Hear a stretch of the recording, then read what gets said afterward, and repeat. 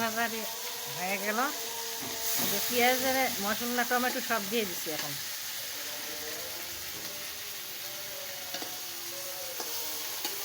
মাছটা ভাঙাই ভালো লাগে, তার মধ্যে একটু বেশি ভাজলে আর খুব ভালো লাগে। টাটকা মাছটাও ভাজলাম, না ভাজলে আবার খাইতে চায় না।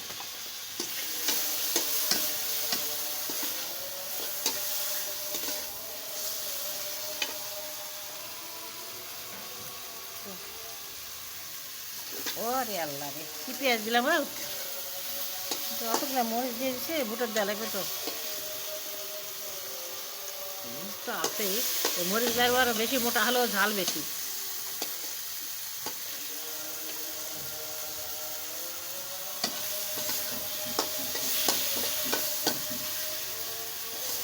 আসসালামু আলাইকুম। আলহামদুলিল্লাহ আলহামদুলিল্লাহ ভালো আছি।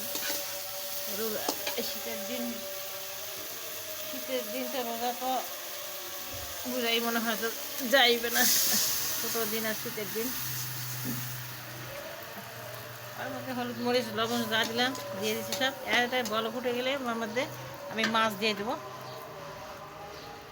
তারপরে বুট তেল দিয়ে দেবো। বুট সিদ্ধ করে রাখছি, বুটটা দিয়ে দেবো। এখন এটা আমি ঢেকে দেবো, একটু বলকটা উঠবে, তো মাছ ভাজাগুলো ওর মধ্যে দিয়ে দিয়েই দিয়ে লবণটা দেখে নেব। আল্লাহ,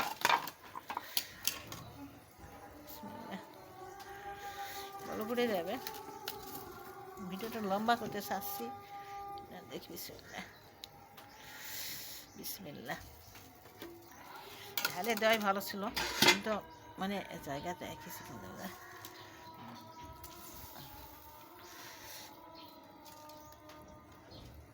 এর মধ্যে যদি আপনি মনে করেন যে ডালের বড়া দেবো, পেঁয়াজি দেবো, ওর মধ্যে দিতে পারবেন।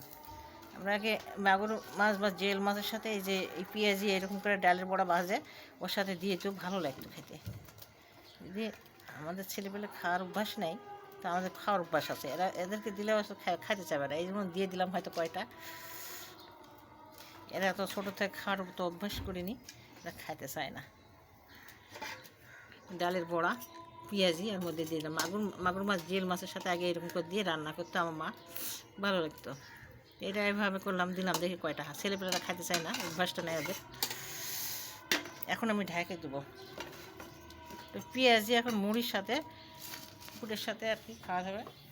এই তো এভাবে আগে মাগুর মাছ জেল মাছ সাথে দিত আর কি, ভালো লাগতো। আর ছেলেপেলে খাইতে চায় না, মানে এদের অভ্যাস নেই আর কি। এখন ঢেকে দেবো আমি, এই তো ঢেকে দেবো।